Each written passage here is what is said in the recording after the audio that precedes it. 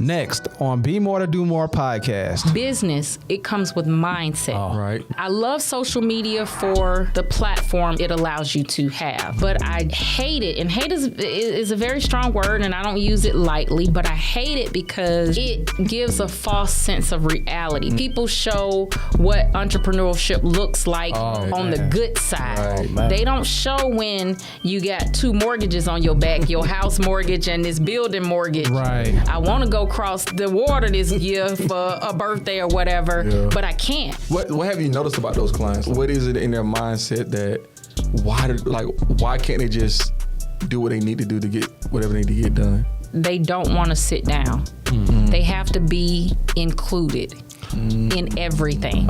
They can't feel like they're missing something. And you can see it on their social media. Right. Oh, you can see them and you like, can you just tell me your insurance just lapsed? Let's talk about it. When the last time you told somebody keep their head up cause you concerned about them. Stick and move, we can get it done. Call it unity, it ain't no way around it. Cultivating, we get motivation from the big guy. We don't play about them. Going hard for the game, showing love, won't tolerate hate around it. Sticking to keeping it real, we never keep up with the scope. Wanna be more than do more than most. Wanna be more than do more than most. This episode is brought to you by Lucilla's Cleaning Service, where your cleanliness is our business. Now, this company specializes in commercial and residential cleaning. So if you want a free quote, be sure to reach out to their website at www.lucillascleaningservice.com.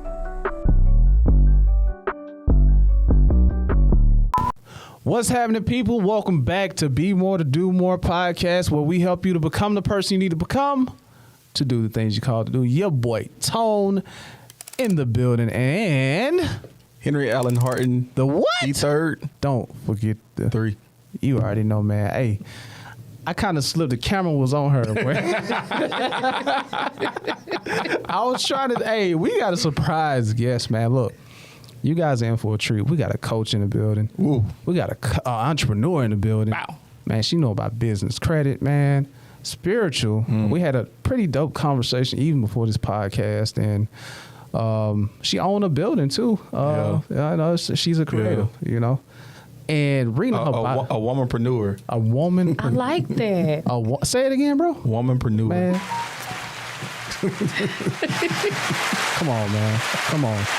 But anyway, man, I'm ready to get started, man. We're gonna talk a little bit about her background, her story. She got an awesome story, and just to see her right here doing the things she's doing right now is incredible, a testimony in itself. But let's just get into it, bro. Yeah, you ready? Let's do it. Introducing our guest today, Erica Rogers. How are you? Hello. How are you, Miss Rogers? Hello, I'm well. Thanks for having me. Good. It's good to be here. Now, I know I keep running into you like in various places. Correct. It's weird, man. Look, every time, I think when I know we was following each other, I was like, I know her. Then I saw her with, Jarvis, and I was like, I know her. Right. You know what I mean? And then somebody else introduced, I said, I know her already. So I know this conversation is destined. You feel me? So I just want to, let's just get into it, Miss Erica, Miss Prep Step. Yes. Tell us a little bit about yourself, please. I'm born and raised here in Atlanta, Scottsdale area. Scottsdale? To be exact. So I'm born and raised here. Been here pretty much all my life. Okay. Grew up I went to quite a few schools. Okay. Due to me being put into the foster care system at a very young age. So, I started out in Scottsdale. That's why I'm a Grady baby. All right. So my mom's side and my dad's side are both from Scottsdale. Okay, cool. Once I was put into the foster care system, then I ended up going to Chapel Hill Middle, to be exact. And then around maybe 15 or so, my fraternal grandparents got custody of me. Okay. And I ended back up in Scottsdale, which is where I finished high school in Avondale. So, Avondale. yeah, it no longer exists, but we had some great memories. I made some lifelong friends at Avondale. Look, hey, bro, I was just telling you last podcast when you was asking me about Avondale. I said, I think it's a charter school or something down, bro. Yeah. But welcome. We're happy to have you here. Thank you. And I'm just really looking forward to getting more into your story. So before we get started, go ahead. Before we get started, go ahead. Because I want to know. Right, I always like to ask every guest this. Right, for you, what made you say yes to doing the Be More to Do More podcast? I'm glad you remember. Because I see what you guys are doing, and I think it's amazing. I think it adds a dope, positive spotlight on Black men in America. You get so many negative undertones with Black men, and you guys are doing something very positive. So why not? Okay, so I appreciate that. Man, I love that answer, and that's where we're inspired to do that and to touch other people, but. Today it ain't about us. Yeah, it's about you, right? It's about you. What are you looking to kind of get out of this episode today? Like, what are you looking to, I guess, give our doobies? Doobies. Shout out to our doobies out there. Shout out doobies, man. Doobies. People are out there being more to do more, right? Actually making it happen. So, what are you looking to, I guess, provide today, in a sense? Inspiration. If I had to sum it up in one word, it would be inspiration. To let someone that may need it in this moment know that your current situation doesn't have to be your final situation. It's all about what you do. That's it. Yeah. That's what's up. Okay. So I know you got some questions. Yeah, I got. So you mentioned. All right, so I'm reading. All right, so okay. I know he got the formalities out the way now. We got Okay, let's do it. All right, so I was reading your bio. Okay. And you talked about the foster system and you said this, right? And I'm maybe paraphrasing a little bit, right? You quickly learned that many times your foster home was just a roof where someone got paid a monthly stipend. That would be correct. Walk me through that. Like, walk me through, like, just realizing that and just what it meant for you realizing that. You want the real one? You want the real side, or you want the polished? All side? real. All real. Raw. Okay. Okay. So let's do it. My very first foster home. And the house is still up. I still ride by it every so often just as I don't know, just to take it all in, right? Mm-hmm. So my very first foster home, well, first when they removed me out of my home, I went to a shelter. I don't know if it's still there, but it used to be a shelter in downtown Stone Mountain. It was an old school. Okay. And you were either going to eat or be eaten. Right. That's just what it was. Wow. So they kind of transition you there until they find a home for you. Mm. So once they found a home for me, it was a house. I can remember vividly pulling up to it. It was a pink and white house on the top of the hill. It looked like, amazing. Right. And the foyer or the formal living room, when you enter, it's through double doors and everything is in place, a place for everything. Right. And so that's where the caseworker would come visit me. So the caseworker back then used to have to come see you every 30 days. Before 30 days was out, they had to come see you for 30 minutes. Wow. Which I think is not a justice for the kid, because you're just checking off a box at that point, right? Oh, I saw this kid, I saw that kid. Right. But behind those closed doors was the family. They were hoarders. Oh, wow. Like stuff was everywhere. Wow. So and I check inside the house? Well, I don't think it really was. It was, let's place this kid. I'm a black kid. Let's keep it real. I'm another black kid that they done pulled out of the projects, and it's one less person that I have to find a placement for, right? Right. And so they get a monthly stipend, and they got food stamps, and they got different things to accommodate them for having a kid. Mm-hmm. And I was the only foster kid in this particular home. But what I can remember was I shared a room with the youngest daughter. Oh. And the daughter went to, the kids went to very prestigious schools, like Yeah. nice schools. 2 of them were in college. One was maybe 2 years older than me, and she went to a Christian academy. Right. I was just in the public school. Okay. But I shared a room with this girl, and we didn't have bed frames. We just had mattresses stacked on top of each other. Hey, I know And- about that. Right. No lie, I can remember they had hardwood floors, and at night I would throw my cover on, like, over me, so it wouldn't be on the floor, Right. because you can hear the mice like wow. going across the floor. Wow. So that was my very first foster home. Yikes. My second foster home was a single woman Okay. that had 6 kids, 6 foster kids. What? She didn't work. Wow.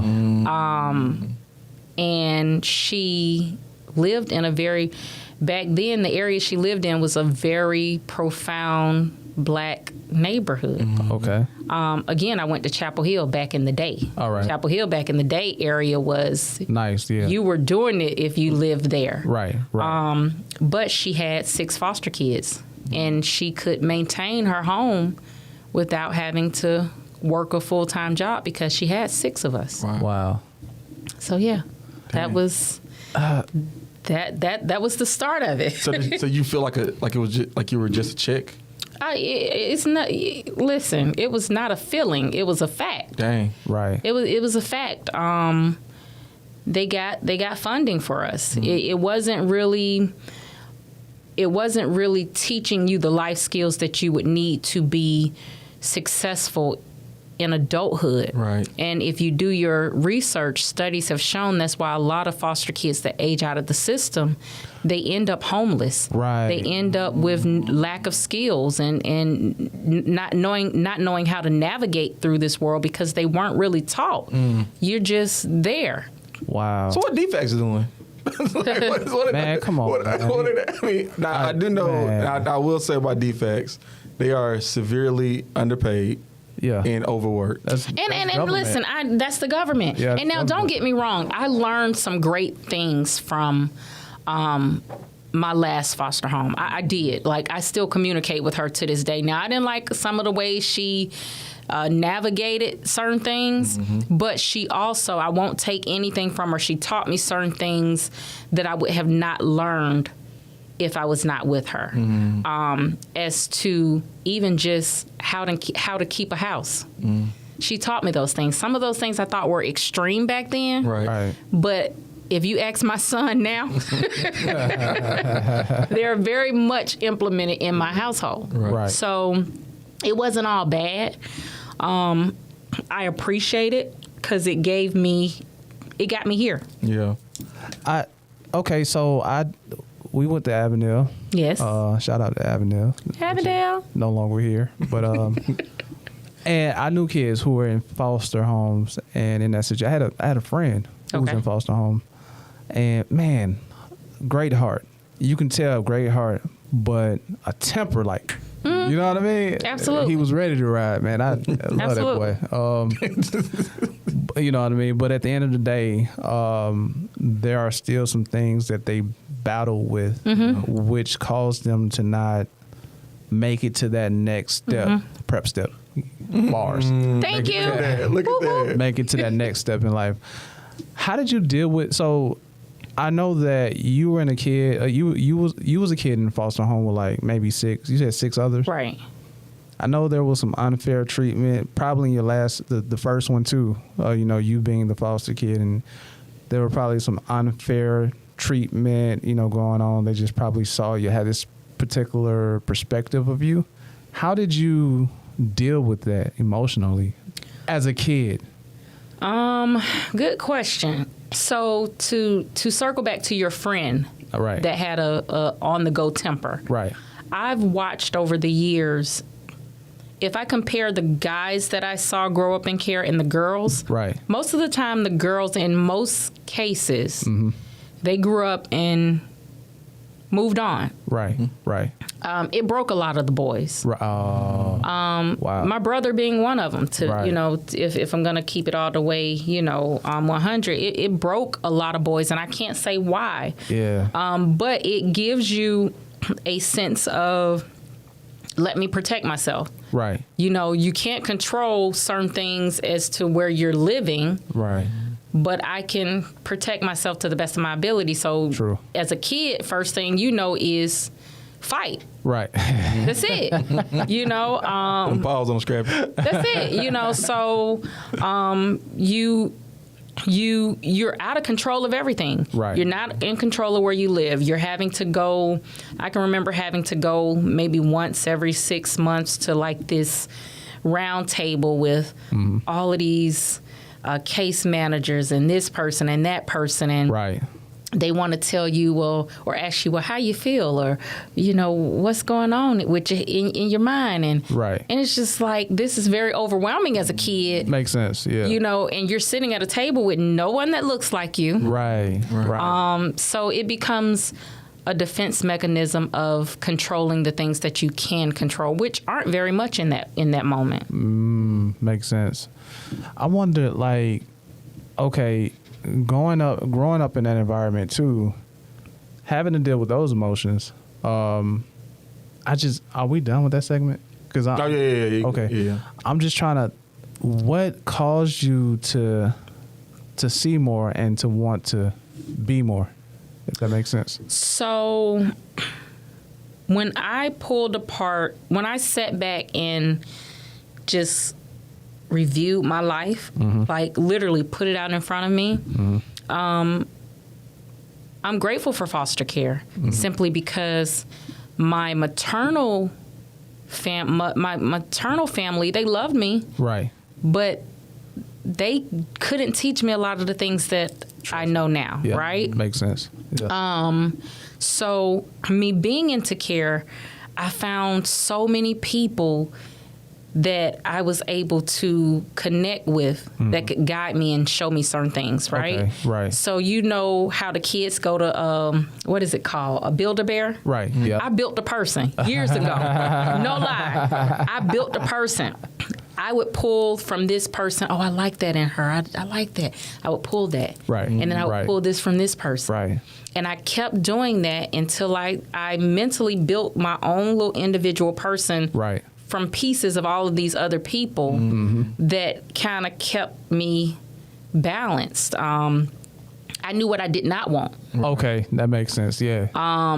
I love my mom, but Right. I knew that I didn't want to live her life. Makes sense. Yeah. I loved my grandmother, but my mother's mother died like with bare minimum. Right. Right. So foster care opened me up to another world. Makes sense. Okay. Because I feel like if I had not went to care, I really can't say where I would be. I'd probably have a crap load of kids on assistance. Right. Not knocking anyone Right. that has walked that journey, because everybody has their own demons that they're battling, That's or true. Right. whatever. But I definitely know that it opened me up to a different world Okay. in which I felt like, okay, I want to go this route instead of going this route. Man. So it started with something pretty much. You said something key, because I was gonna add, my next question is that I don't know what it is, bro, but it's always something. It's like there are ones who come from a certain environment, and it's just something in them that pulls them to want. And I'm trying to like encapsulate that. Like, what is that? You know what you didn't want. So you knew what you didn't want, which caused you to seek something that you did want. You know what I mean? Right. And I'm trying to figure out. So what? I guess what is like that? what's some, like, because you talked about like a Build-A-Bear project, right? Mm-hmm. What qualities did you see? And you don't have to say from who if you want to. I would love to hear it too. But what qualities did you see? Like, okay, I like this quality, and like, why was that quality important for you? So that's a good question. That's a great question. So for me, it was almost like, what do you got to lose? You don't have anything. Right. What is there to lose? Oh wow. That's a bar there though. Right, We right. got wait. You gotta let this sit. Wait. No, because the thing is, when you don't have nothing to lose, where else can you go? Right. Up. You feel me? Right. You feel me? All right. Whatever level of up that is. Right. Right. And then once you get to that level, okay, I'm here. Right. Now I'm ready to go to the next level. Right. Makes sense. But it was nothing to lose. Right. But to answer your question, it's crazy. I call her my aunt to this day. And I met her through my second foster mom. And she became family. And she was that person that I know that I could go to and I could talk to, and she wasn't judgmental. Right. I'll never forget, and this is totally off topic, but she allowed me to be me. And she was one of those people that if she did not know the answer, she would go find the answer. Right. Or she'd say, okay, well, you know that's what? dope. I don't know, Right. but let's figure it out. Right. Okay. And one particular incident, I'll never forget. I was dating this young guy, and he was my everything. Okay, and now when I look back at it, I'm like, "Woo, God knew something."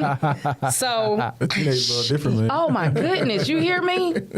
So, I found out this little boy was cheating on me. I was Oh, just man. done for, right? Man. And so. This was by then I was living with my grandparents. Okay. And my grandfather was very structured. He was a structure. He was ex-military minister Right. and ex-police officer.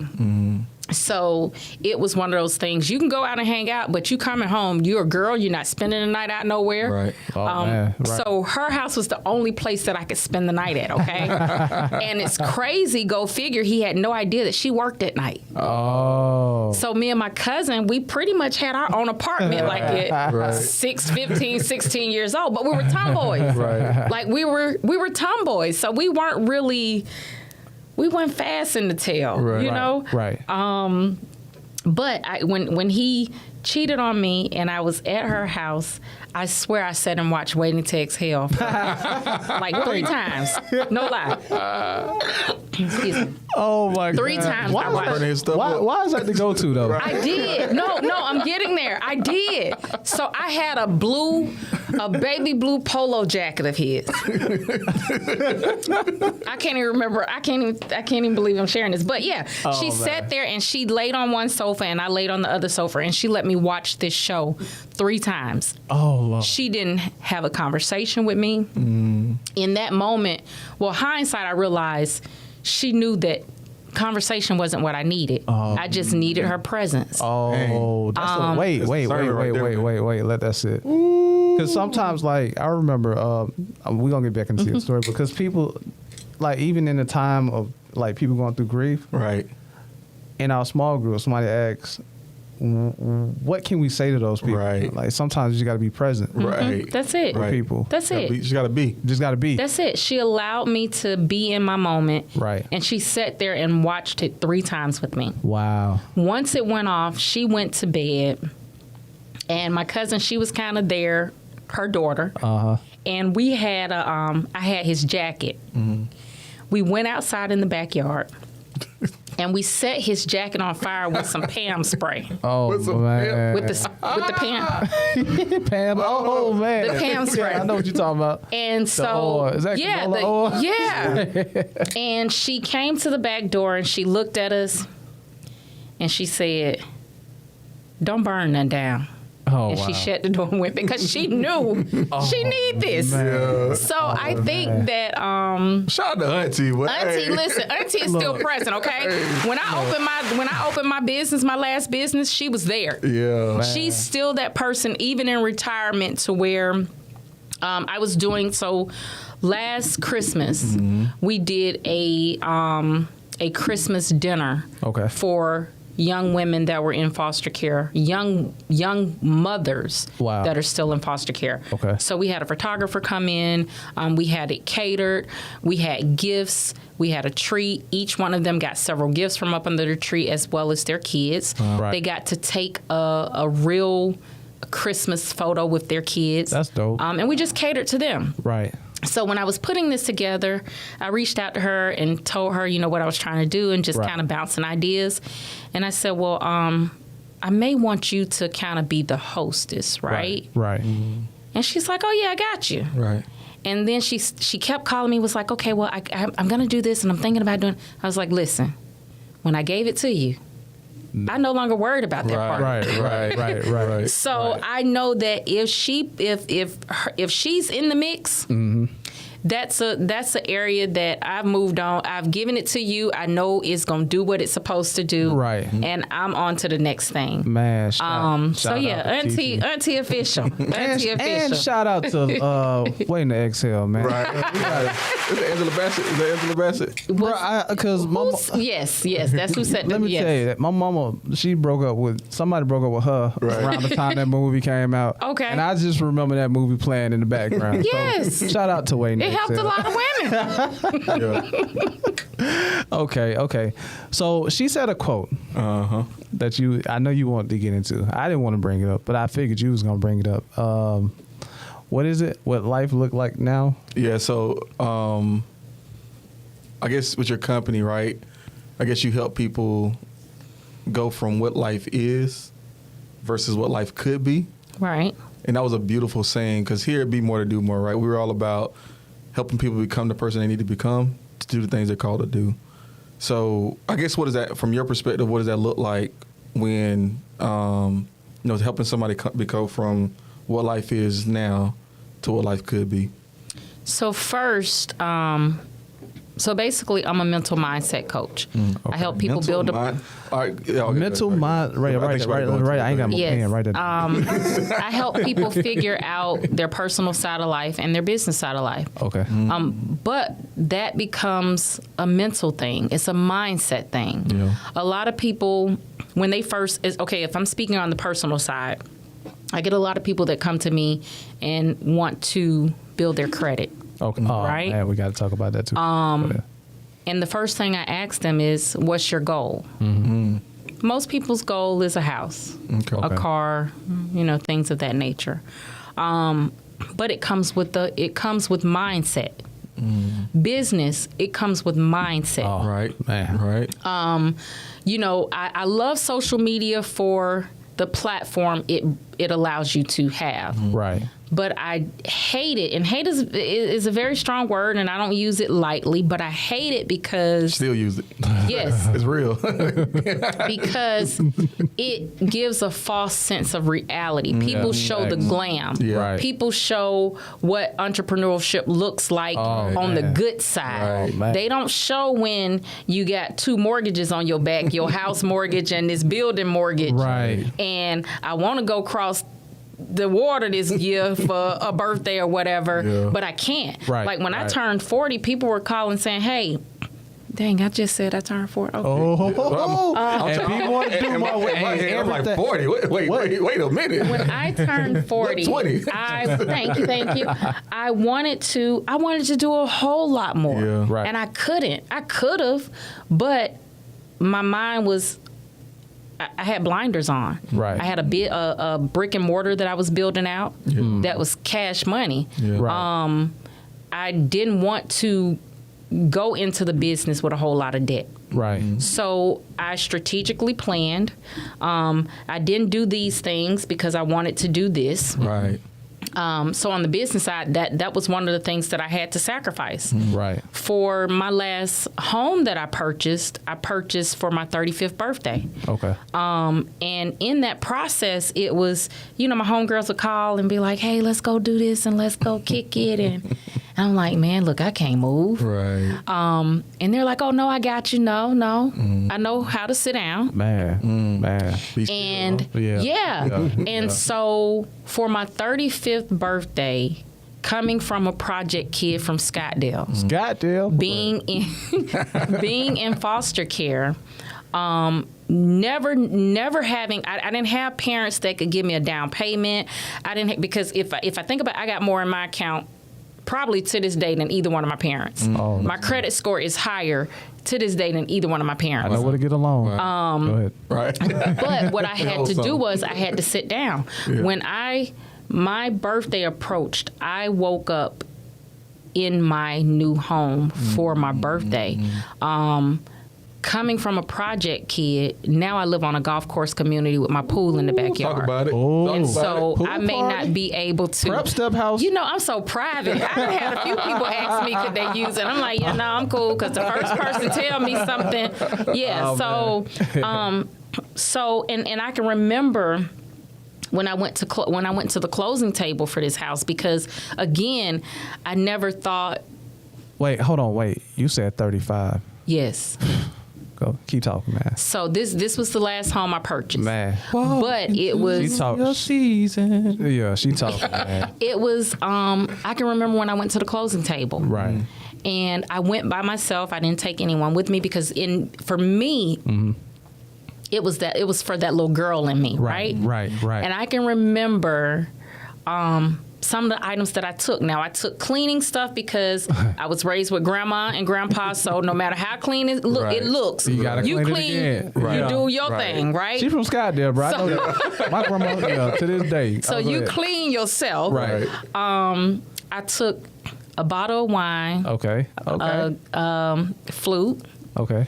I took a speaker, and I went in the house. After I closed, I went to the house, and I poured my wine.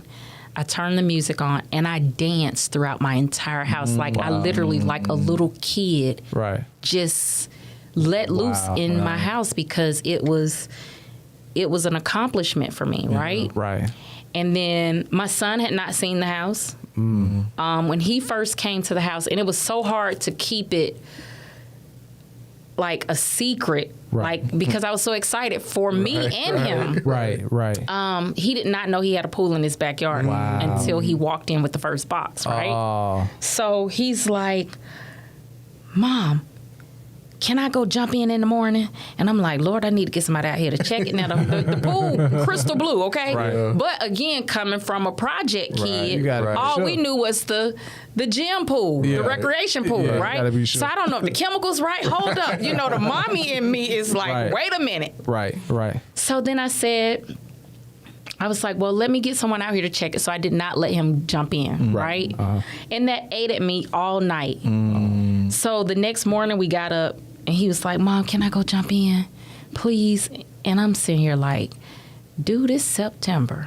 Like the weather is changing over, and it's morning. Right. You're going to freeze. Right. But go ahead. Do your thing. And Playboy. yeah, and you know, so it was not a moment just for him, but it was a moment for me. Yeah. But in order to get there, I had to sit down. I had to put myself around people that knew more than me. And I think that's where a lot of us get sidetracked at. Right. You get intimidated. I've sat in the room with billionaires, okay? Right. I'm talking about Right. good money. Right. And I can hold the best of the best conversation with them Right. to where they know that they don't even know that my account can't even withstand half of their account. Right. But it's about subjecting yourself to uncomfortable moments Oh man. to put yourself in the at the table with people that can help put you in different situations. Right. And I think that that's where a lot of us get lost at, because even in business, as you elevate in business, it gets lonely. Yeah. Yeah, that's true. You start, you battle with certain things because you got these people over here that you grew up with them, you're ride or die, you love them, they love you. Right. You still rock with them, but they're not on the same journey as you are, Yeah, right? that's true. Because you gave up some things. Right. Right. So now you're battling with, okay, do I kick it with them? And yeah, you can still kick it. I still got my friends. When I want to kick crap, Right, I kick right. it with them. Right. But the conversations for me change. Yeah. Makes sense. I don't want to have this type of conversation anymore. I'm more talking about, okay, investments and, Right. how I can build upon the little money that I got. Right, I don't want to sit here and talk about stuff that doesn't it's not of relevance to me. That's true. So it's, again, going back to trying to get from where you are to where you're going. Yeah. It takes shifting your mental. Right. And a lot of people don't want to do that. That's dope, man. So I want to make a comparison to the last podcast we did, bro. We talked about Russell. Russ, not Russ. Russ, yeah. Russ. And he said a statement, what was that lyric? I forgot. I see y'all got skill, but y'all not obsessed. Something But y'all, I see y'all got skills, but y'all not obsessed. Okay. And it hit me like he was qualified to say that.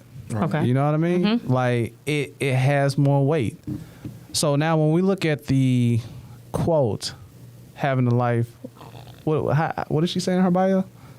What life is versus what life could be. What life could be. Now this is a testimony of what that is. Right. Because in one instance you was at a certain level, but then you got to another level. You see what I'm saying? Because you saw what you wanted and you went for it. So with that being said, and you being prep step life coach Erica Rogers, I want to know some of the tools that you give your clients concerning that when it comes to that type of thing. Because I'm coach me. Yeah. Help your boy Cool. from Scottsdale. Because you know we got issues. Right. No, don't All right, say that. Don't help say your boy. that. I'm just- So, I am not the typical coach. Okay. One of the things, so I do an intake form. Okay. And over the years, I've learned that everybody's not coachable, and I'm okay with that. Right. I've canceled a couple of memberships because I'm like, yeah, because I'm really big on my peace, Makes sense. my energy. Right. But I'm not your typical coach. Okay. One of the things I tell them at the beginning is all of our conversations are not going to be good conversations. Oh man. You know, basically the way my coaching style is set up, I don't do anything and everything for you. Right. Right. I give you the tools. Okay. So now that if you find yourself back in this situation, you know how to do it yourself. Makes sense. Right. So you get homework assignments. Okay. Okay. And a lot of people say, "Oh, I just want you to do it for me." Huh? What? How you gonna do that? You can. How does that work? Like, Because they just want to. Some people feel like they just can pay you, and just basically put it in your hands. But it's not that simple, right? Okay. Because it still takes you making good decisions. Right. Oh, okay. So, for example, I had one client. I was waiting on it. There we go. I had that one client. That's what we was waiting on. Yep. Sweetest person. Mindset wasn't there. Right. And so when she did her intake, she's like, I want a home for my kids, blah, blah, blah. I'm like, okay, let's see where you're at. Let's see what it's going to take to get you there. Right. 99.9% of the time when they tell me their credit score is this, Right. and I go and look, is that. So I'm like, okay, but I'm used to it. That's the norm in most Right. cases. Right. Right. so hold on. They came to you for a coaching session, or because I guess what does credit have to do with that part? I'm just trying to connect the dots. Well, what part? The mental mindset part? Because The coaching. the coaching. You said when you went to their credit score, like how do those things relate? Because I'm coaching them to move forward with their credit. So they're not. I'm not doing it for them. They have Okay. assignments. So we Okay. speak So- several times okay. throughout the month. Oh, okay. Okay, this is your assignment.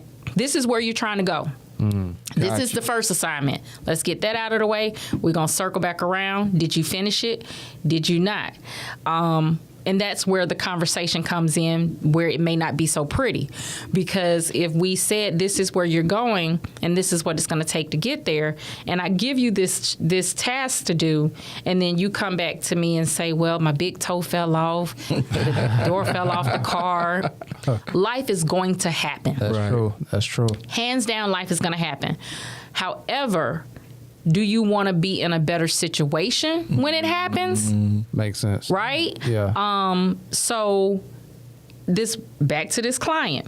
She wanted to do this, but then I would see her like go get her whole face beat for the weekend, be in the club. And no lie, she would see, when I would see it, I would just hit, because I follow them. One of the things is I follow you on your social media because I want to see really what you're doing. What you doing with your life? I just hit like on it. Didn't we talk about this though? Didn't we talk about this before where like a real coach should be involved with I want to see you every day. Yeah. Life. Did we talk about that? We probably did. I would hit like on Yeah. it, or I would just put eyes on it, like the eye emoji. Let me Yeah, let because know I want saw you to it. have a little sense of anxiety to know that this conversation that's coming up with us not going to be pretty. You gonna have to because explain this. Right. right. Right. And then so she one time did everybody, of course, when they get their tax returns, okay, I want to do this and I'm going to do that. And blah, Right. blah, blah. Right. She got her returns. We had set up a plan. This is how much you had, a solid number of what you were going to blow. Mm-hmm. Because I'm not, this is real life. Right. That's right. So you're not going to give somebody several $1,000s Right. and they haven't had it all year. Right. Yeah. And you don't expect for them to go blow a little bit, get a Right. kid some, go buy Right. this, go buy. Here's the number. Right. Solid number. Right. Once you're there, it's over. Right? Right. And so she had a plan. The next morning, didn't hear from her. Oh. She called me the next day and she was like, "Oh, I'm sorry I didn't talk to you yesterday. I was at the car dealership." Okay. I was like, "Excuse me, come again?" Okay.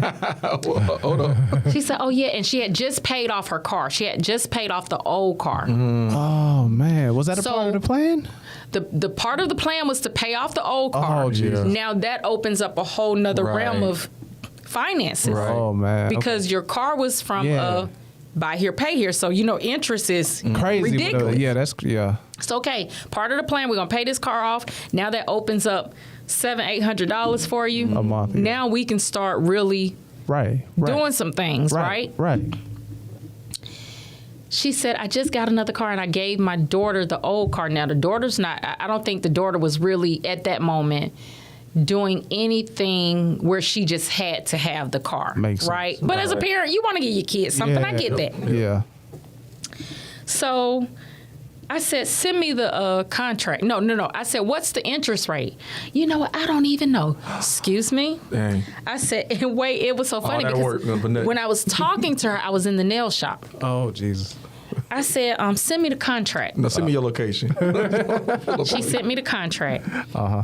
And I can remember looking at it, and I said to her, "Let me call you back because Oh man. Oh. right now, if I say what I want to say, it's going to be totally out of line." It's gonna cut. Yeah, it's not gonna cut right. And it was, the interest rate was almost the same. She was paying double for the car. So yeah. what the car was, what they had, the price tag on the car, the interest rate was pretty much the same amount Yeah, that's Wow. crazy. as the price tag that they had on the car. Gotta step back Wow. into- you gotta step And I back was into it. I was so hurt. Wow. And that was when I realized that it's okay to part ways with a client. a client. Oh Jesus. That would have hurt my feelings too. Yeah, it's because it takes energy from you. You got to understand. Yeah. I have so I only take a certain amount of clients because I want to be able to give them my full attention, right? Right. But I still have my life too. But what happens is, so say for example, Mondays. Mondays are my days where if I can work from my home office, I work from my home office. Don't leave it all. Sometimes I'll go and switch it up and work from my studio office. Right, But it's an office day. Right. And if I've set up my calls for my clients, right?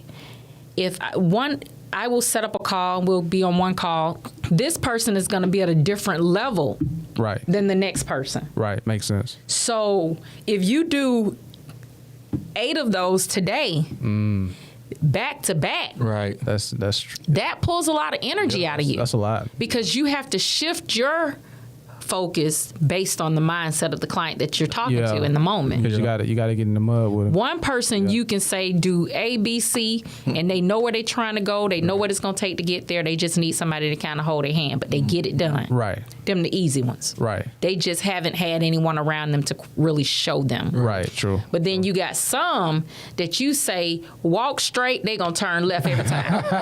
And he like, what is happening here? Oh man. Right. So, What have you noticed about those clients? So that those clients that Mindset. that left. mindset. Yeah, but like, what is it in their mindset that why can't they just do what they need to do to get whatever they need to get done?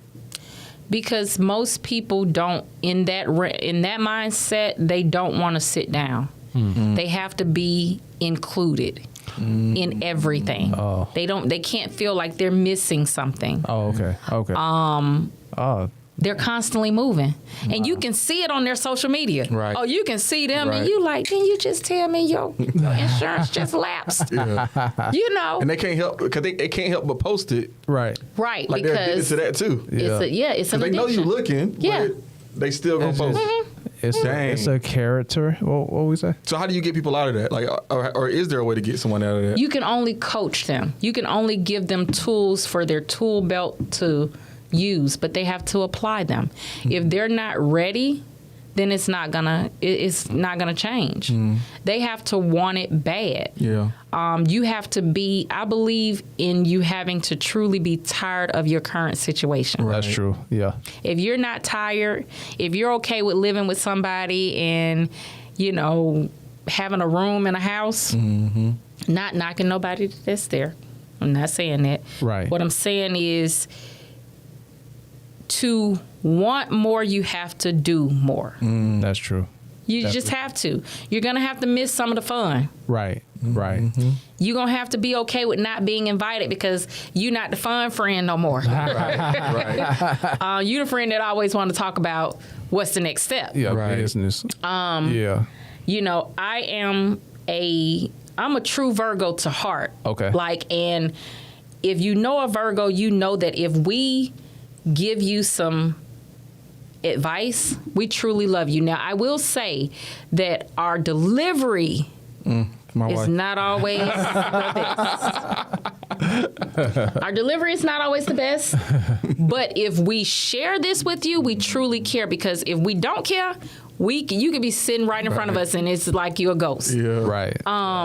But I am that friend. I can't be a superficial friend. Makes sense. I can't be the friend that just shows up and, get on Instagram and lives with you and kick it like everything's fine. But I know that you haven't paid your bill. Right. And we having this conversation, so I know that you haven't. Right. I'm that friend that says, okay, let's sit down, let's figure out a budget, what you got coming in, what you got going out. Right. I got this deep freezer, there's meetings in here, we gonna bust it down the middle. Your household takes some, mine takes some. Right. And that give you a little time to figure out, at least you ain't gotta worry about a grocery bill right now. Right. Now, let's cry today and pour some wine, and then tomorrow let's figure out a Let's figure it plan out. as Yep. to what's gonna get you to the next level. I'm that friend.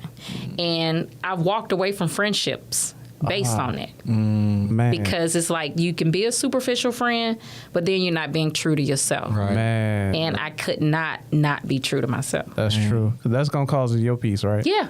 Yeah. I'm noticing that. I'm learning from that myself. You have to have Yeah, you got peace. to. You got to. Especially when you are elevating in your business realm of life. Right. Right. You can't allow things to tug at you that don't you have to be very unapologetic about the people that you keep around you. That's true. Including loved ones. I think that was one of my biggest things. Yes. I felt guilty about their family. So let's pause there. Let's talk about that guilt. Okay. What are some of the things you do to overcome that? Because I think I'm dealing with that right now. So what is some of the things or some of the tools? that Be you do? okay with not being okay. Okay. It's going to put you in an uncomfortable situation. I think I'm avoiding the guilt versus the situation. Well, here's the thing. As you continue to elevate, right, you will have family members. And let's go back. Most of the time, if you're moving the way you're moving in business, it didn't just happen overnight. Right. That's You've true. been on this journey for a long time. Mm-hmm. You've always been that person in most cases that people feel like they can go to. Right? Right. All right. For sure. Yeah. Yeah. And so what I had to realize is it would be people that would come to me for advice or to help them with a situation. And I'm up at night trying to figure out, okay, Yeah. how to make this work. Right. And they somewhere just living their best life. Chilling. And they come back for a free pass. Right. Yeah. So you have to be okay. Here's my thing. Before I let you come move with me, I'll give you a couple of dollars to go get a hotel. Right. Because I ain't gonna help you move. I ain't a couple dollars to move. I ain't finna help you move. But it's okay to help someone that you see that's going towards the steps to help themselves, right? That's Right. real. But in most cases, let's be real. Most of the people that come to you Right. for the help, they haven't done the necessary work first. Facts.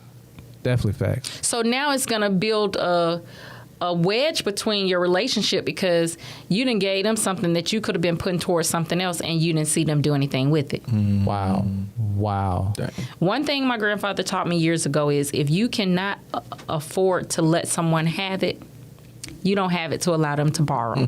Oh, bars. You don't. Bars. She spitting bars. You have to be. You just have to be okay Right.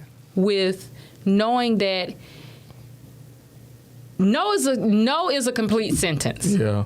I just heard that. Yeah. Yeah. No is actually a complete sentence. That's true. That's biblical too. Either yay or nay. And be okay with yeah. it. Yeah. That's true. You're not gonna always be in the best light with people. Right. You know, people are gonna say things about you. Right. I've had people come to my house, see what they see, leave my house, and one of the kids will text me and say something like, "Hey, my cheerleader fees due." And I'm like, wait a minute now. I can see them coming. This is nice. I know you see it, but everything in here costs. Right. Right. You know? Go ask your auntie. Yeah. So it's certain things that you have to be okay with saying no. That's true. You know, I shouldn't say I had, it's not bad. I have quite a few nieces and nephews. Right. And I'm the auntie that growing up, they will tell you, they're all grown now. Right. But growing up, I was the auntie that they stayed over my house. Even if I didn't have all the rooms, it was the pallet. Make a pallet in the living room. And I'm going to buy enough groceries for y'all to kick it. Right. But I believe coming from the projects, I remembered those memories that were Right. part of my foundation, right? Yeah. So no matter how old you get or which direction you go, you'll always have that memory. Right. Now, one of my oldest nieces called me one day, and she's grown. She was living with her boyfriend, and they were behind on a bill or two. Right.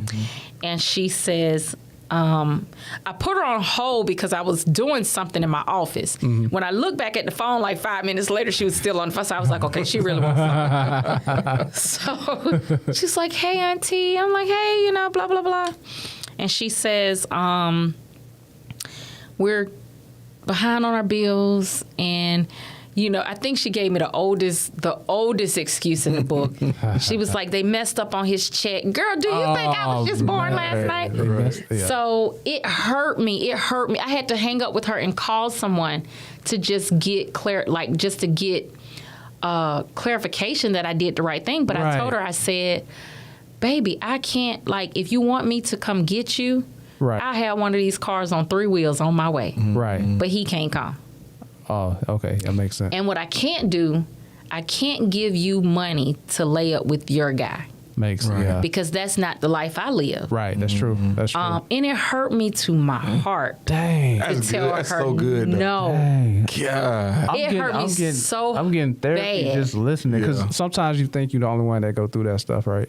No, I don't. I mean, I'm just saying. Okay. Sometimes when you go through stuff, you're like, dang. I'll tell somebody no quick. I ain't gonna lie to you. You look like it. You seem like it. Yeah. And won't have no remorse behind it. Because the reality of it is like it's not no because I don't care about you. Right. But it's that reason because like if I handicap you now and I deal with my sister is you know she's the one that we gotta look out for, right? Right. But a lot of times like she doesn't put herself in the right position to be able to sustain a life for herself. Yeah. You know, like for example, right, when I got my company car, Right. I gave her my car that I was driving, and within 6 months or so, the car is like trashed out. Just didn't take care of it. Right. And you know, and my dad passed away. You know, he gave all three of us the house, right? But you know, we ended up. She ended up staying there, and it's it's a trailer. It's not going to be, but it shouldn't look that bad, right? Yeah. So now we're in the process of refurbishing it or remodel, whatever you want to call it. Right. Right. And if she calls this to stay there, I can't tell her yes because at the end of the day, like I'm not helping her. She's in her 40s. She'll be in her 40s soon. I'm not helping her if I continue to enable her. Right. So we got to. Right. So I rather her figure it out now while I'm still here, and I can. You know, if you are living on the side of the street, we can figure something out. Right. Versus me be gone, and now I truly got to worry about you. Good Right, for you. That's true. That's true. Now, it's crazy that you touch on that because, like I explained, my dad was doing 23 years in the penitentiary. And it was basically because he was spoiled. You know, I mean, at a very young age, back then, my grandfather was pretty decent off in that era. So I can remember my dad had like a 4.0, 5.0? 5.0. 5.0. I said Yep. 4.0. He had, I mean, he had the toys, okay? Right. He was a ladies' man. Right. He didn't make the best decisions in life. So he ended up doing a 23-year bid in the penitentiary. My brother ended up doing 10. They saw each other after so many years through a window Wow. in the penitentiary. Wow. And I can remember my brother sharing the story with me. He went through intake, right? And he's just talking. Now, my dad been in prison so many years, he like a trustee. Right. He can walk around, okay? Right. Yeah. And so my brother said that he was this guy was asking him questions that was doing the intake stuff for him, but he was a trustee too. And so during this conversation, he left and went to my dad and was like, hey, man, it's a dude out here saying that you his dad. He looked like you. Right. And my dad said when he came around the corner, it was like the weight of the world hit him because he was looking, it was like he was looking through a mirror, Wow. but he was looking through a window Wow. of his firstborn child Wow. behind the same prison wall. That's a story. So my grandparents, so to give you a little history of how I broke into the credit, how I started learning about credit. Yeah, I want to. Yeah. It was through my grandfather, Okay. right? My grandfather was a person that when I moved out of the house, if I borrowed money, I paid it back. Right. So when I would write my bills out, Right. if I borrowed $100, if I couldn't bring anything but $25 back, it was something, right? Right. So that was his first way of kind of showing me credit. Makes sense. When I hit 18, the day after Christmas, Right. I was pissed, okay? Because for Christmas, I got an alarm clock. Right. And I was like, y'all tripping. So the day after Christmas, my grandfather, right, the day after Christmas, my grandfather woke me up. He said, get up. You got about 20 minutes to be in the car. I'm like, where I'm going? The Virgo in me. I'm like, I ain't never had to go to the store with y'all. Why I'm going today? Because I'm still upset, okay? Right. I ain't getting no money, no nothing. So him and my grandmother takes me to North Lake Mall. This is when North Lake Mall was like Fire. and he said, you can get anything in here that you want, Right. that you think you want. After this, nothing else will be given. Ooh. And we went through Bittersweet. Gonna take me to a car dealership? I got a car. car. But we went through Macy's, and this is when the bubble jackets were. Yeah. And it was like a $250 polo bubble jacket that was reversible. Right. I was like, oh, I want it. And I was like, but I don't want this to be the only thing. Right. He was like I said, you can get whatever you think you want, what you want. And they let me, I can remember us all having bags, taking them to the car, putting them in there, going back in the store. Right. After that, nothing else was given, right? Oh, he let you get like more than one thing. Yeah, whatever I wanted. Out that entire mall. Shoot. Whatever. Grandpa was And so balling he like, said "Gotta to go me, with he this." said, here's the thing. As you become into adulthood, don't get caught up in these, his exact words were these white holidays. Wow. Christmas, Valentine's Day, blah, blah, blah. He's like, the thing about it is if you have good credit, you can wake up any day Facts. and it can be a holiday. Right. And so after that, nothing else is given, okay? And hindsight, I didn't realize what he was doing, but my grandmother was 20 years younger than my grandfather. Okay. Okay. I grew up in a very old-fashioned traditional household where my grandfather did everything financially and my grandmother did everything in the house. Right. Right. Yeah. As I got older, I realized my grandmother's education really didn't even go that far. So she did her thing in the house, but she never knew about finances. Right. Right. She depended upon him to do that. Right. Now, my grandfather was teaching at 17. I had access to his bank accounts. Oh. And they knew that I wasn't going to touch anything Right. without asking. Right. But hindsight, I realized what he was doing. So my dad was serving time. My brother was serving time. I was really the only one left to make sure my grandmother lived a quality of the same life Makes sense. after he was gone, right? I see. And so if I don't make her used to this type of money, she's going to blow it. Wow. Wow. So shout out to the original prep step. No, I'm saying He was OG prep step. Right. He was definitely prepping He was, you. yeah. Yeah. So come on now. when he passed away, Wow. well, let me back up. Before he passed away, months before he passed away, again, I grew up in an old-fashioned household. He sat at the top of the head of the table for dinner, right? Uh-huh. So I had moved out, lived on my own, had a kid at this point, but I would come check on them. Like I would Right. just stop by. Right. And I saw him sitting at the top of the table, which it didn't spark me to be, weird because this was where he did his bills and stuff. Right. And he was putting stuff in manila envelopes. Didn't pay no attention. Right.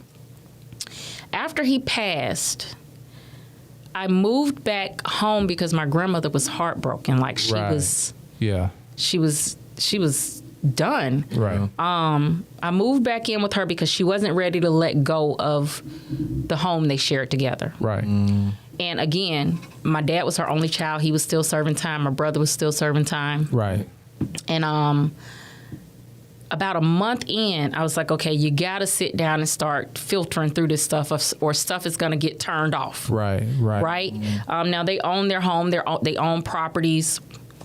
And so I waited till everybody was sleeping. It was maybe like 2-something in the morning. I go and I start rambling through stuff. And he had set aside in those folders, he had put everything. So this deed to this house and everything that was associated to it, this life insurance policy and everything that was associated to it, this to this property, everything he had put together for me. And that's when I first broke down. Like that's when I first had a moment because I had been on go making sure she was okay. I had not mourned. Right. That's when I mourned because it was like, okay, he knew I was going to be left with this. Wow. Right? So he left. So my grandmother, her lifestyle never changed. Even when we moved, he had policies that we didn't even know about. And when I was coming up, he would say, your right hand, just because you get married, your right hand don't always have to know what your left hand doing. That Right. don't mean you don't love them. But Yeah. seriously. So he had policies that we didn't know about. So my grandmother people would say when we made their home rental property, Right. because she said that the memories were overwhelming. Right. And I got another home and she lived with me and we rented that space out. Man, y'all hear this? Wait. Right. Gang. Right. Gang. Right. Go ahead. Yeah, we turned it into rental property. Right. I used to tell people, she just stay here. Right. She carry her own weight, like, because my grandfather had set her up. Right. But at the same time, he had set me up to where I was familiar. I was used to the money. Right. So not saying that he lived a glamorous life, but he didn't. They didn't want for anything. You know how to use it. So I knew how to use it. Yeah. It was crazy because he had took a small mortgage out up against the house. Wow. Okay. Real small mortgage. Okay. But he was the only one. She was on the deed. Right. But he was the only one on the mortgage. On the mortgage. That makes sense. So they would not. Wait. I don't get it yet. No. I'm on the way. Wait. Okay. So the debt is only on him, not her. Right. But she owned the house. Right. Go ahead. So, but she didn't have credit Oh, okay. because he did everything financially. Oh, makes sense. Her credit wasn't bad, but it didn't have. So what people don't realize is credit is you got to score. Okay. But lenders look at the quality of your credit. Right. Does it balance? Like, meaning, okay, you got a mortgage here, you got an auto loan here, you got. I hate department cards. That's the worst thing you can have. But they look at the quality of your lines of credit. So she didn't have a lot of line of credit, right?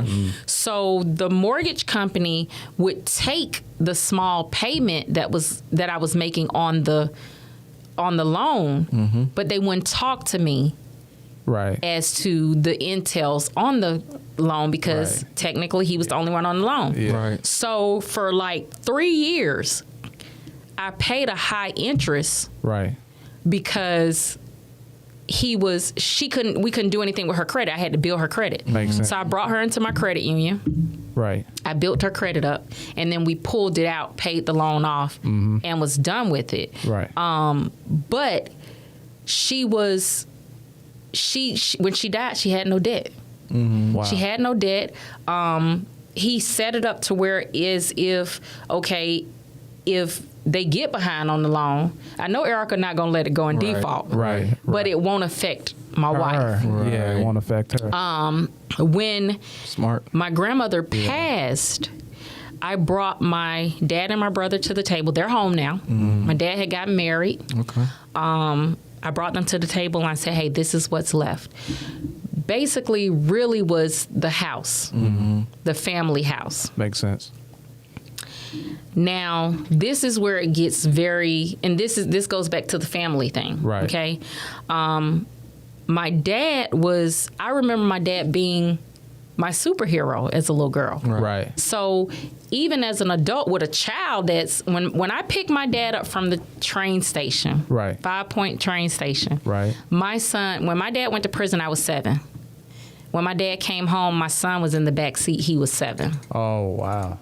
So when he came home, that little girl side of me still just wanted my dad. I didn't want anything from you. I just wanted my dad. Right. Right. But he was not the same person. And it took me a long time to get that. But I had to understand 23 years in jail, you're not going to be the same person. No, definitely. Right. So he got married to this lady. We're sitting on the house. I got a renter in the house. Right. You see the prices on Scottsdale right now. Yeah. Okay. Oh man.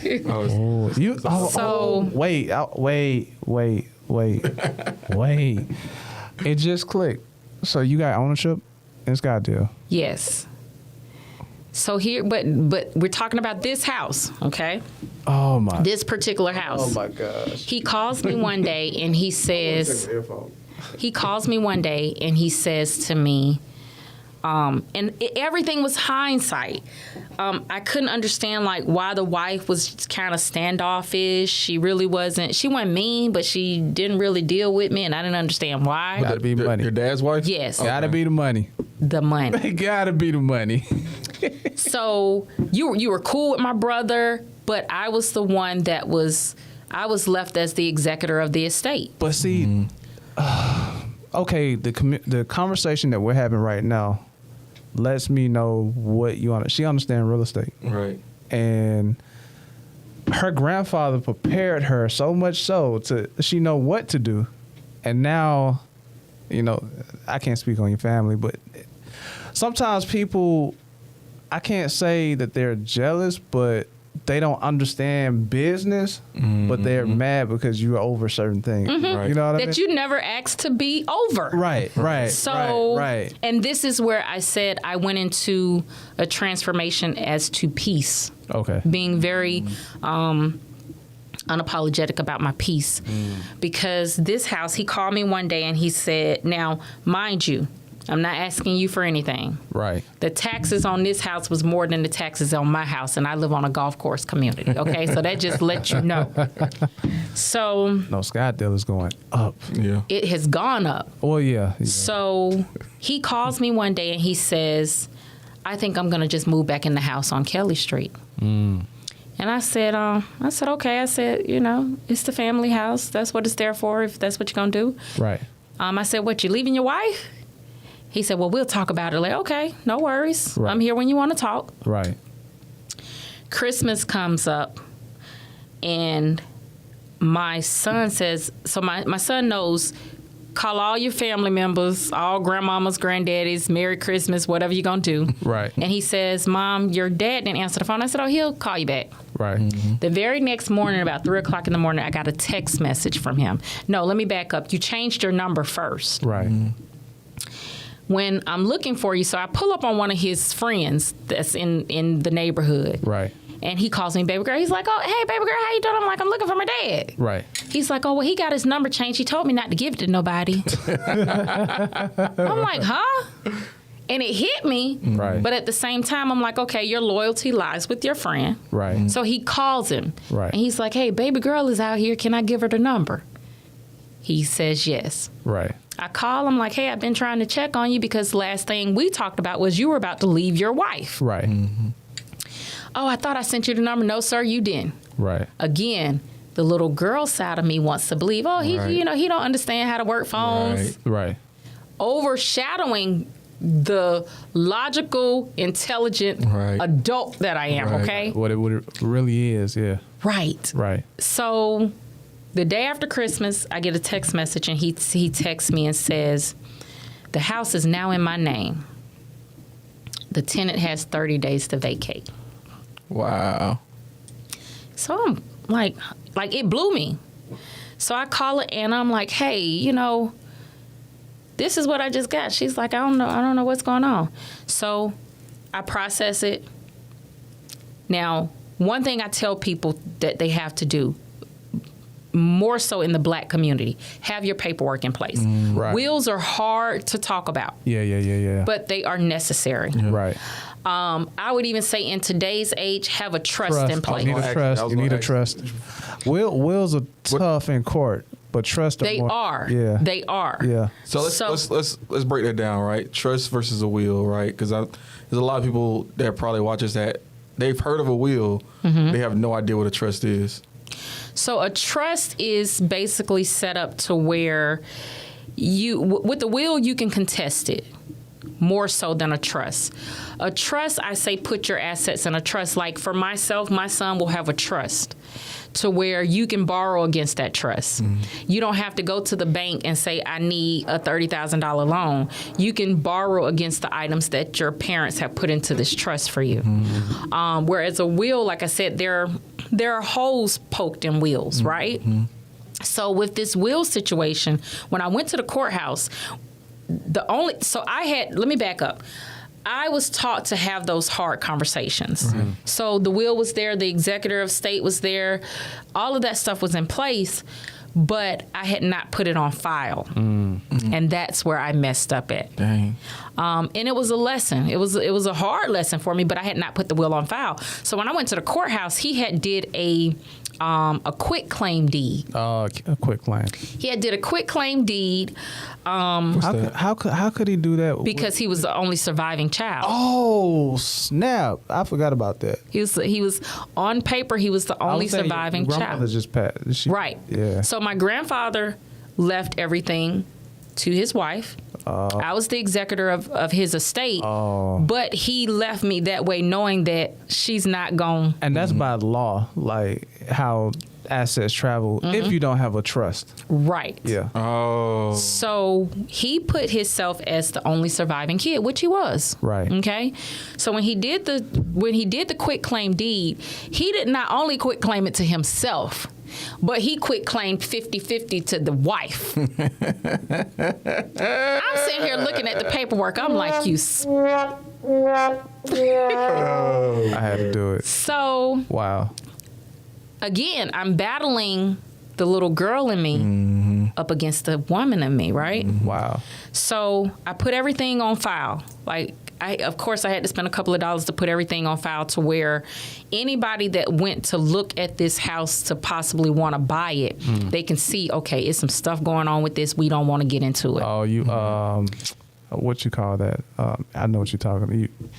They call it something. So basically, I literally went to the clerk's office and had them put the deed, the will with the deed. Oh, okay. So now you're saying, wait a minute, it's a quit claim that was just done on it, but it's a will been done years ago.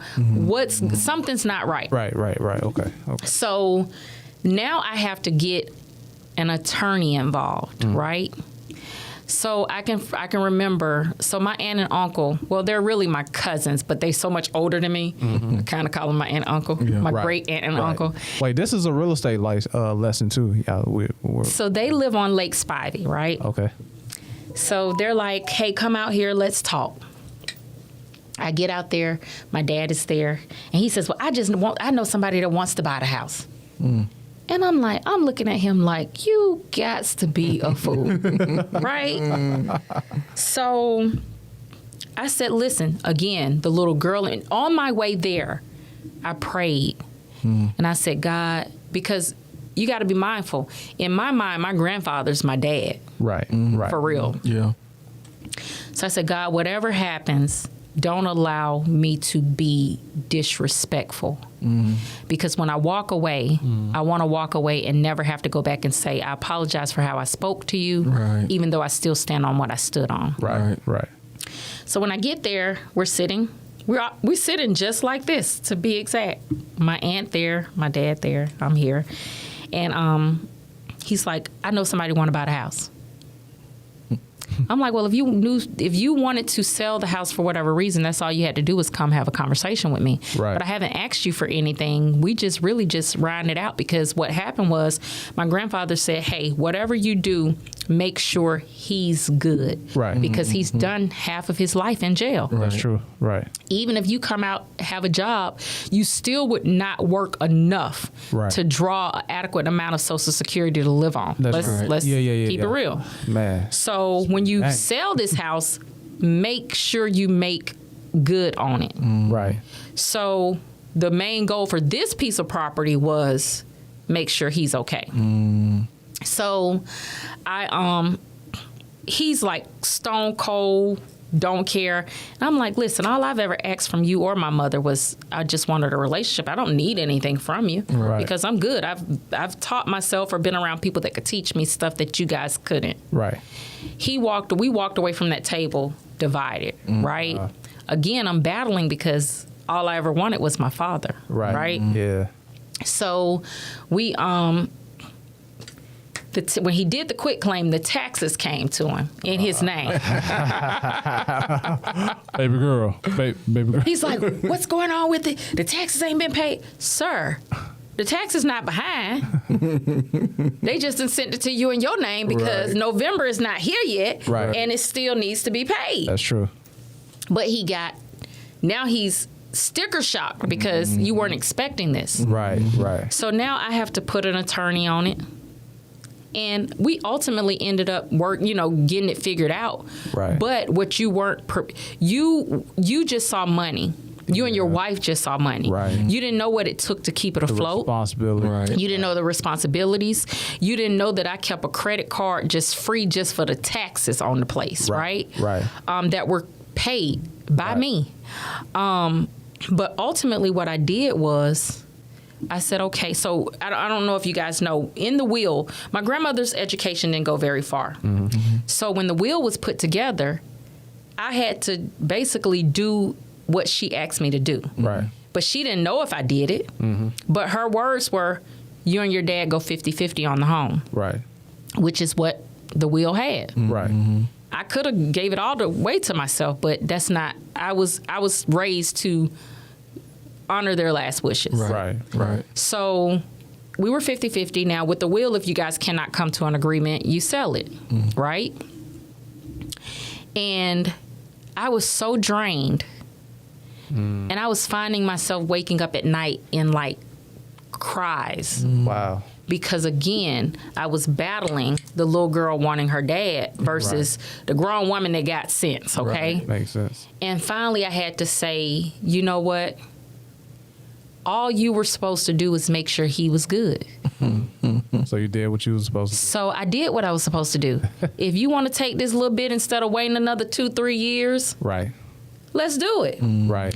And during that time, so the attorney said, well, do you want to see if you can talk to your dad? No, I'm paying you to do it. Right. I don't want to do anything else.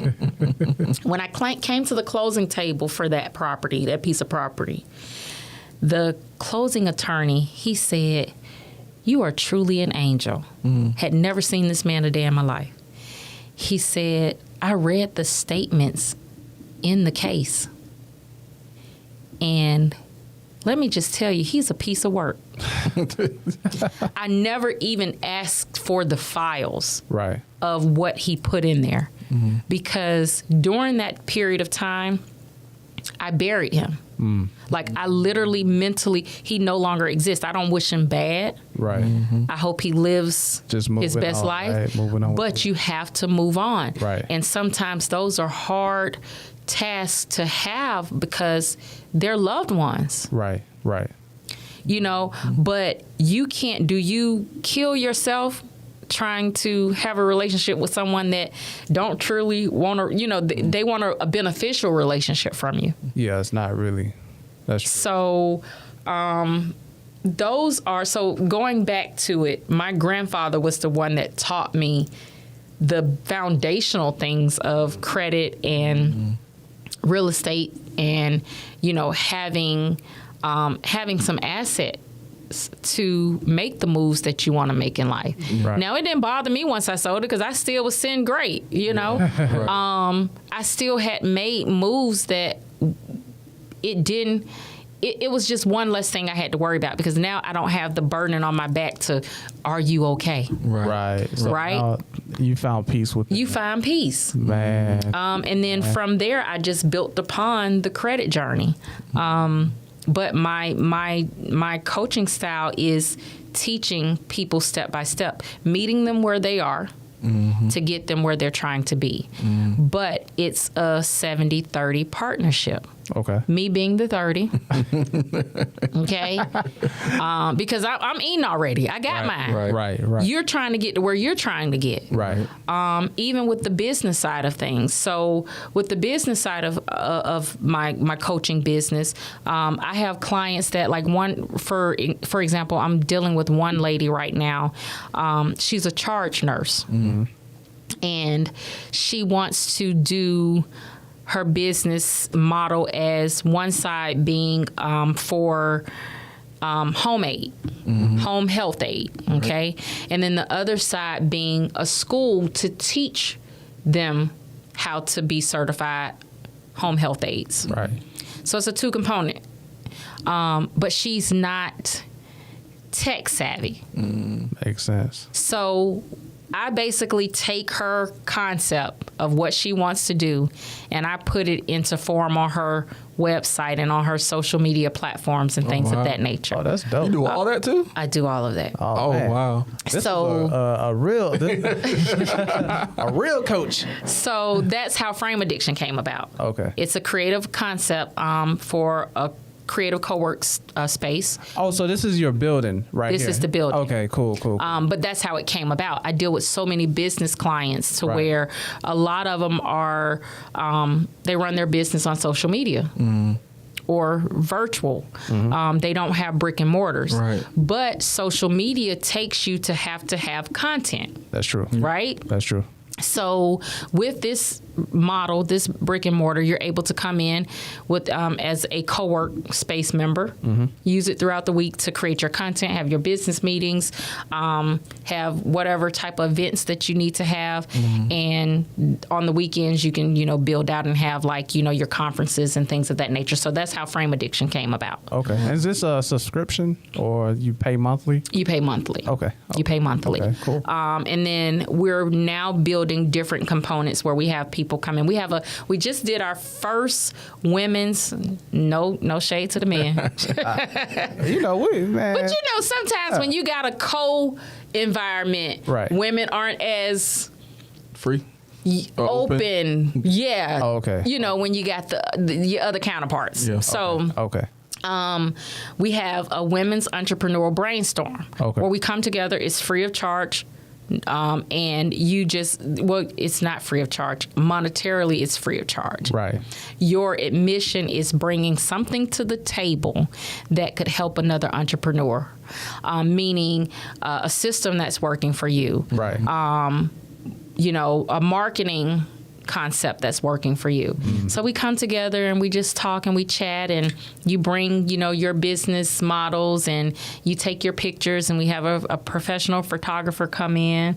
We might have a glass of wine here and there, So yeah, that's how Frame Addictions came about. Wow. It was based off of Prep Steps and the coaching business. That's what's up, man. It seems like we're vertically integrated. Yeah.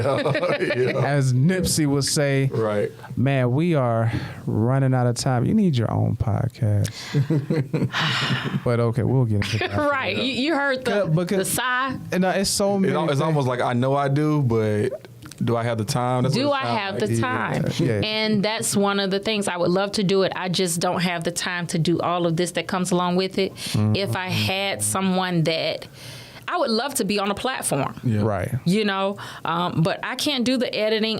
There's not enough time in a day. No, I get that. So LAD Media, we're coming up with a services right now for all of you entrepreneurs, consultants, coaches, and advisors, where we're going to help you with your podcast and repurpose your podcast to create content or for content for your social media on a monthly basis. So that's what we're going to do.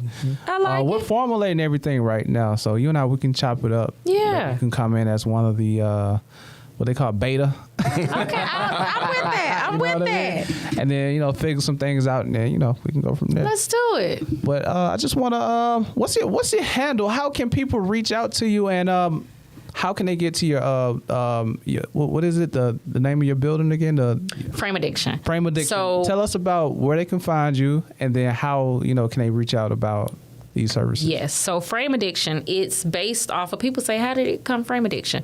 So we've built the frame. You bring the vision. Okay. Look at the prep step. Frame. Come on, man. So Frame Addiction, our website is frameaddiction.com, of course. Okay. You can reach us on Instagram at Frame Addiction ATL. Okay. Facebook, Frame Addiction Co-work Community Space. Okay. As far as Prep Steps, we are the Prep Effect _ Don't forget the underscore, people. The Prep Effect _ and that's the coaching platform. Okay. That's where I help assist with the personal and business lines of mindset. Bro, I see something else though. I don't think she mentioned. She got a journal that she just dropped. I did. Oh. I am now a published author on Amazon. Let's go. There we go. Yeah, I'm excited about that. No lie, when it went live, so basically it's a journal. Right. It's a business journal. So it basically from Sunday to Saturday helps you stay focused, and you have to you put it on paper, it becomes real, right? Right. If you leave it in here, you just gonna keep reprocessing it. But if you put it on paper and look at it, when Frame Addiction came about, I was driving home when the name came to mind. Right. I wrote it on my mirror in my bathroom in my ruby red lipstick, and it stayed on my bathroom mirror for no lie, 6 months. Right. And I just wiped around it. Man. Because it was visual. Right. I saw it. Right. Every morning before I got up and did anything for anybody else, I saw it. Right. So it's important to Write those notes down. That's true. You got a phone in your hand majority of the day. Make your voice memos. Yeah. Right. Put it on paper to go back and be able to build upon the idea. Right. So that's how the journal came about. Okay. It's a motivational journal, and it's live on Amazon. Okay. You can get it on my handle too. So of course, it's a link to get there. And when it first went live, I literally just sat there with a glass of wine. I'm a winey. That's I'm what's a up. winey. Red or white? Reds. Okay. Reds. You like port wine? You know what? If I've had a hard day, Oh, port wine. It's like real, like for real. it's like the MD 2020 of 2023. No lie. It's Was that what you was going. talking about the other day? It's gonna serve its purpose, okay?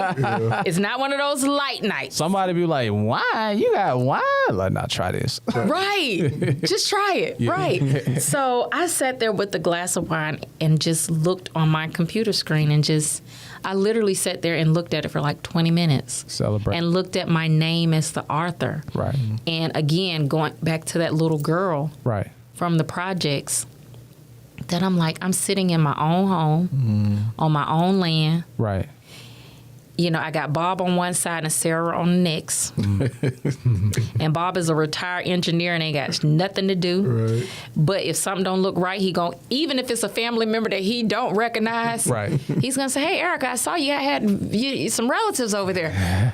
You want that type of. Right, You get to right. an age you want that neighbor. That's true. For That's sure. true. For sure. But Bob, even with him, even though we several different walks of life, Right. retired engineer just bought him a Lamborghini. Oh, man. Living life. Living life. Okay? Living life. But when he catch you in the yard and want to talk to you, he gonna drop a gem or two. Right. And he don't even know it. Right. So that goes back to just putting yourself around people that can help elevate you. Right. So I'm a published author. I'm excited. And again, I came from nothing, so it's no reason to be scared about where I'm going. Right. Yeah. Let's go, man. Yeah, Let's get that's it. it. Let's I got get it. 2 last questions. I Okay. got 100. Really, I got like 10, but we got the Yeah, time. we man, there's so many questions I got. But go ahead. So here at Be More to Do More, we also do a lyric of the week. Okay, let's do it. Let's go. Oh, we forgot about the lyric. How we do it? I mean, it's been We such a just- good conversation. Yeah. Right? And so this lyric comes from Sauce Walker. Not sure if you heard of Sauce Walker, right? But Ghetto Gospel. And he says, I went from crumbs to bricks. It made me fit. My body became immune to the things that made me quit. So when you hear those words, what does that mean to you? I think for me, those lyrics would mean you initially start to move in a manner based off of your environment in which you came from, right?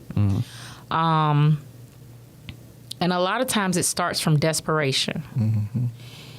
And so that's how a lot of young men in the Black communities make the wrong decisions in the beginning because they are just trying to survive, right?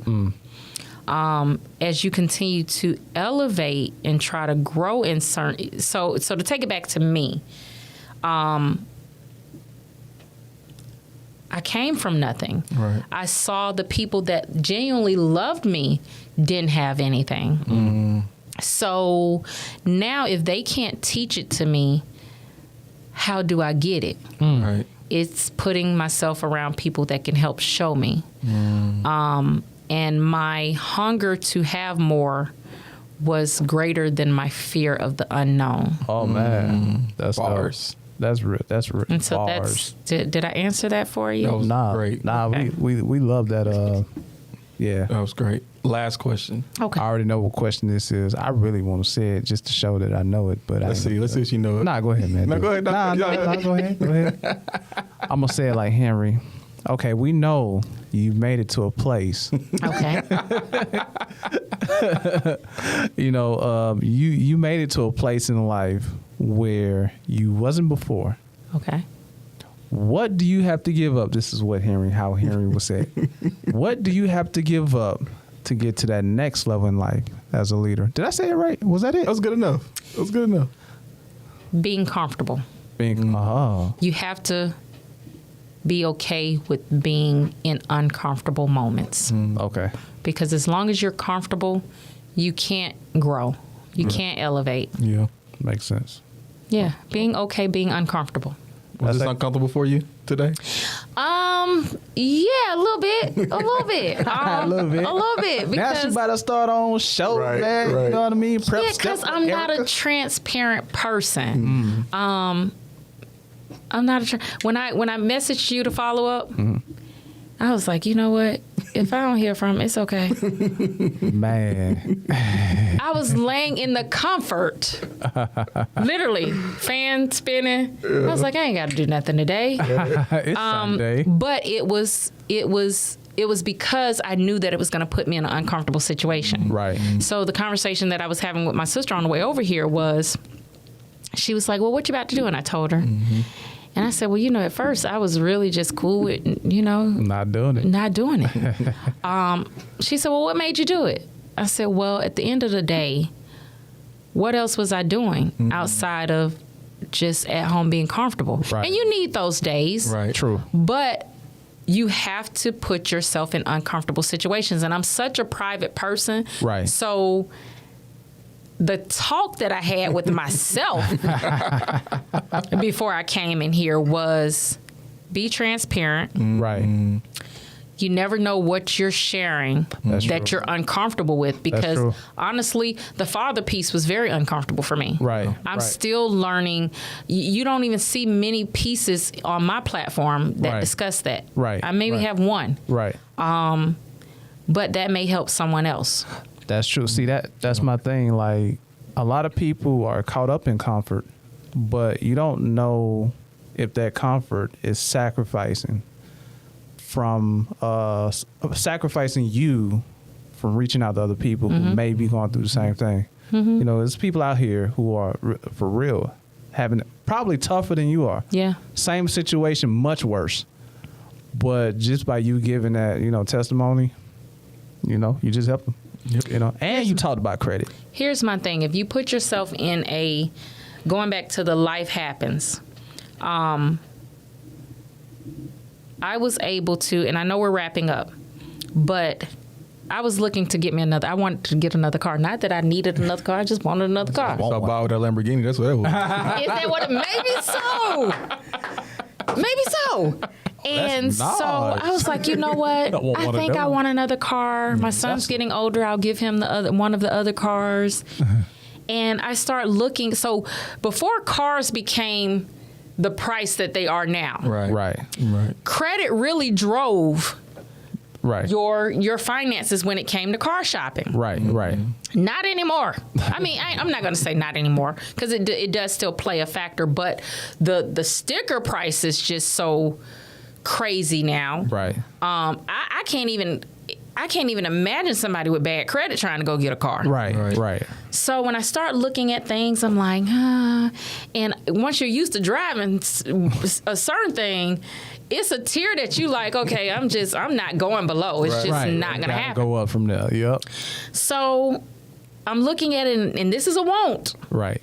But I'm like, it's not a very educated decision right now. Makes sense. And so I was like, okay, I'll just hold off. Now, this is what happens. I'm driving one car. There's a leak. Right. And the only way I know it because I see it. Well, I don't even see it. I pull off out of my driveway, and my son's like, Mom, it's spots on the ground. Right. I come back, I look at it. I'm like, okay, I'm not gonna worry about it right now. It's not gonna mess up my day. Right. I hang that key back up in the kitchen, get the other key, jump in the other car, and leave. Right. Put that car in the shop. They tell me, oh, it's your timing chain. Right. Okay. I don't know if y'all never had to replace a timing chain. First, they tell me it's the oil pan leak. Right. And they're like, a couple $100. Okay, cool. Let's knock it out. Right. They open it up. Oh, well, Miss Rogers, when we open it up, timing chain. Now, I know the guy that I take it to, I don't feel he was lying because he told me a year ago that, okay, it sounds like that's your timing chain, but you should be okay for now. Right. The hood side of me, as the little girl, was like, it ain't broke, don't fix it, right? Right. So he's like, you have chips in there now. Right. So either you're going to change it, fix it, or sell it. Jump out of it. I start looking at this car again. And I'm like, yeah, no. It come out better now. To fix it was about $5,000. Oh. Okay? Right. And this is on a foreign car.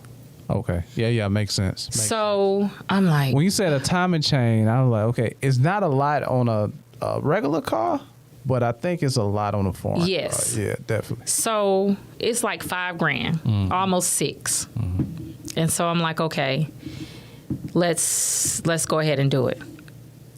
No, I'm lying. I said, let me think about this. Right. I'm headed somewhere in my everyday car. A guy hit his brakes. I run into the back of him. Total that car. Wow. So I'm like, okay, now it's really what you gonna do. Right. So I'm looking at this new car and I'm like, And I decide to go ahead and get the timing chain fixed. Right. Now, the difference between life happening and you in a good situation and life happening and you're not in a good situation financially is where this comes into play. I was able to drop it on a credit card, right? And then now I had another credit card that had a couple of dollars on it because of the studio. Right. Because you remember I told you I did the build out without having to really go up against a loan. Right. Yeah. So I'm like, okay, what am I going to do? Well, what I did was I did a balance transfer. I opened up me a new card because I knew I could get it because 0% interest rate. 18 months balance transfer and we're going to bust it down like that, right? But if my credit was not good, Right. You I couldn't have done it. Right. So now I got several $1,000s on a new line of credit where I done took these two cards, rolled them into one. Now I got one monthly payment, no interest on it. So now I got 18 months to bust this number down, and everything that's going to this account is principal. Right. Those are the things. Life is going to happen, but you can use your credit to make sure it softens the blow. Boom. Can't hear anybody. Hey, this be more to do more. Y'all better. Hey. We gotta talk y'all junk on that one, man. So to give it up one more time for Prep Step Erica Thank you Rogers. for having me. You know what I mean? I think, man, like I really wish this conversation could go long because I got so many questions. Yeah. That just lets her know that she need her own podcast. Yeah. But, anyway, We'll talk about it. We'll talk about it. But other than that, man, good. You good? Thanks for having me. Okay. I've enjoyed this. Hey, you like it, right? I do. Hey. I do. I'm a little shiny. It's okay. Well, y'all be sure to like, subscribe, share this information, download, and hit the bell. Hit the bell. Hit the bell. Hit the bell. Look, I got 3 people. Look, 2 people. Hit the bell, man. Y'all hit the bell, man. And let's get the information out of here, man. We good? Last time you told somebody keep their head up cause you concerned about them. Stick and move, we can get it done. Call it unity, it ain't no way around it. Cultivating, we get motivation from the big guy. We don't play about them. Going hard for the game, showing love, bones, tolerate.